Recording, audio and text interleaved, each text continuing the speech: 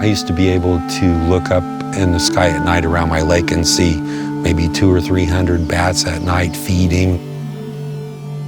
Nowadays, when I look up there, the sky is pretty much empty. There used to be so many of them, and there aren't very many now. We're right on the edge of too much manipulation.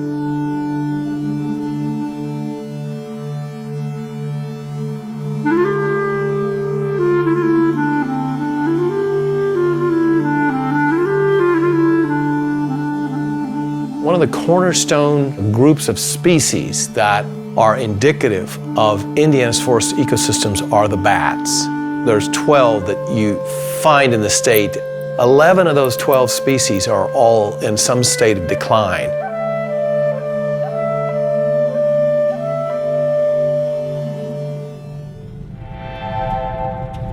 We are looking for threatened and endangered bats. Here we are. Within the Hoosier National Forest, and that includes the Myotis genus. These Myotis used to be the most common bats in the eastern United States. There are 4 species really here in Indiana. The Indiana bat, the little brown bat, the small-footed bat, and the northern long-eared bat. The northern long-eared, we can't find them anymore. And they have to have deep forest when they roost in the summer. The Eco-Blitz that Indiana Forest Alliance runs is a survey of life that exists in these forests that are a century or more old in southern Indiana. There's never been a baseline survey of life in those forests. The more we know what's alive in the forest and how well it's doing, then the better we are able to advocate. Bat biologists will tell you that they're concerned that the northern long-eared bat is actually going to go extinct. Best we can tell, they're 90 to 95% of their population is dead. The management plan for that area that sets those acres aside is up for review under the federal law that governs the national forest. The hope is just that if we can find these bats, that they will recognize that these areas are unique and preserve this forest for species that do require old growth forest. You know, it's our opinion that leaving those large old forests in place to become older yet is exactly what these bats will need. But first we have to find out if these bats are even there.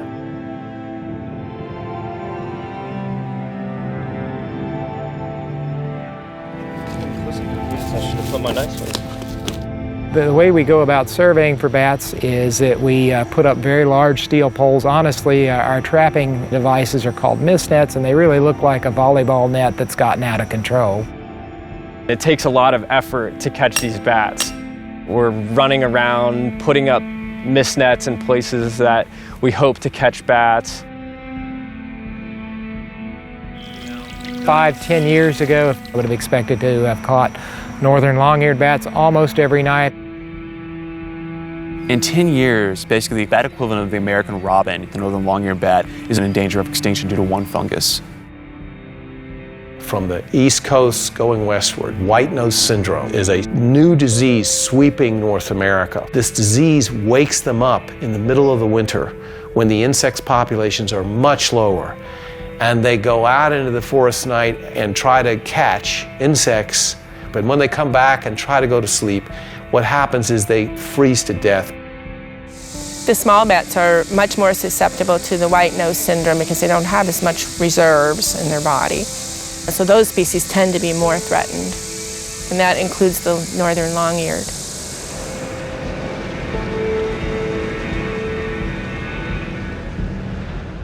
We were the 5th night in. We were starting to realize that maybe we're just not going to catch a northern.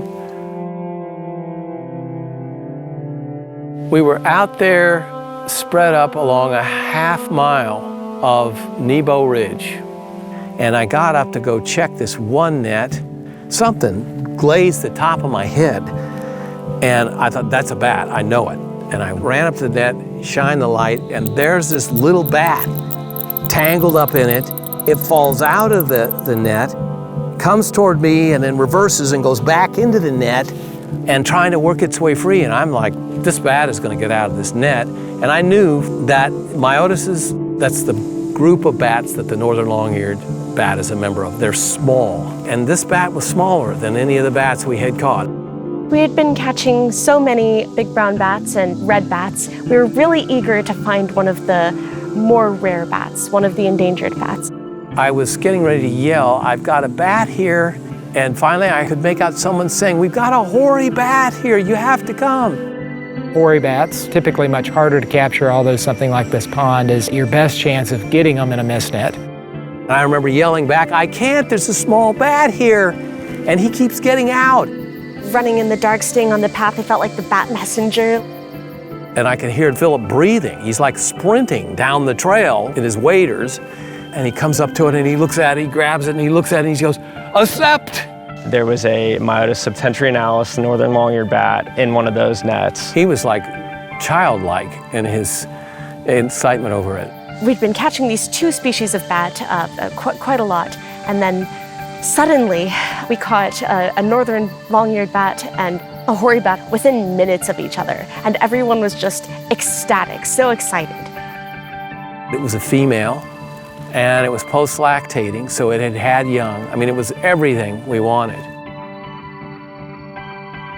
After we capture a threatened or endangered bat, depending on the sex, we will place a transmitter on the bat and we will track the bat back to its roost. When we released it, I tracked it out with the antenna to kind of know which direction it went in. Fish and Wildlife Service's guidance for doing this kind of telemetry is when you find a tree that the bat is using, watch and see how many bats come out of that tree at least twice. And that gives us an idea of how important that tree is and how often the bats are coming back to it. That's a dead snagged Myotis septentrionalis. That's the northern long-eared bat. They'll use these. Roost trees are unexpected. You never know where these maternity colonies could be. My favorite part is to go out and look for the bat after it's been transmitted. It's that slow, steady beep, and then the closer you get, the louder it gets. It looks like it's just like southeast of where we were on the lake last night.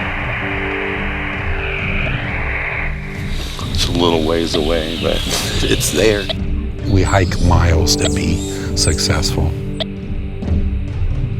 We're just dedicated to finding what's out there. Just bring the antenna around and the signal gets louder. And so the bat's pretty much to my left here, probably on the side ridge. It's got to be just right here somewhere.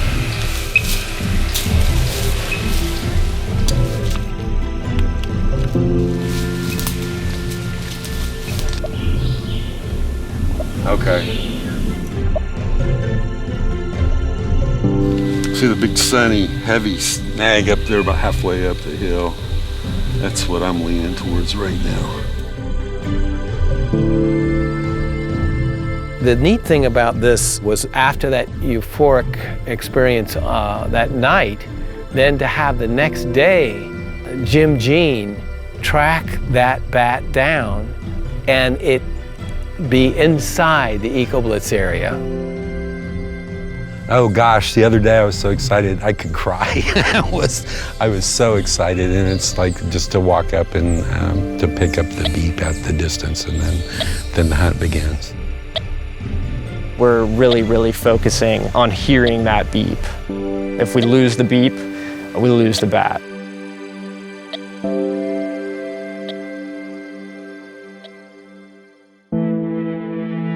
Once we know what tree it is or have a reasonably good idea, a biologist comes back, they sit wherever they can get a good view of it. It's rather difficult because there's a lot of bushwhacking involved. Then you have to be there at dusk when the bats are emerging. Now we had a hard time seeing the mother bat emerge. On the third night, we finally saw 3 bats leave the roost. We established that, yeah, they're here. And they are raising young in these woods. Even if it's just one roost and just one family, you know, that demonstrated a huge amount of evidence of biological value in the wild forest.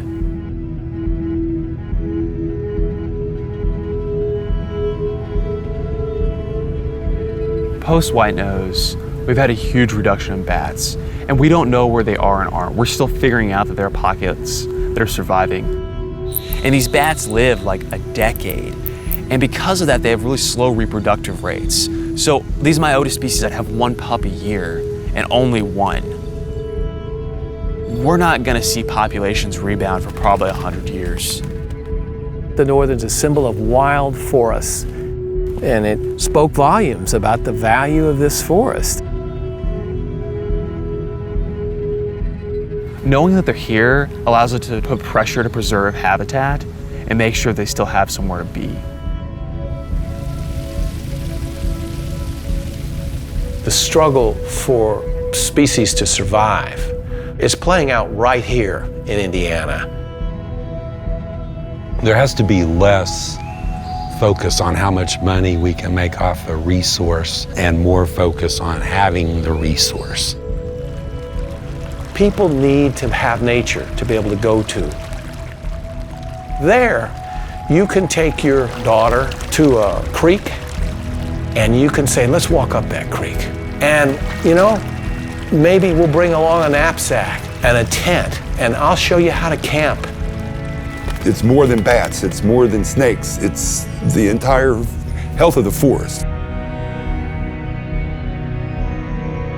Wild nature and the maintenance of wild nature is integral to the survival of human beings and their quality of life. It's important that we do something before we lose everything and it's too late and we realize it too late.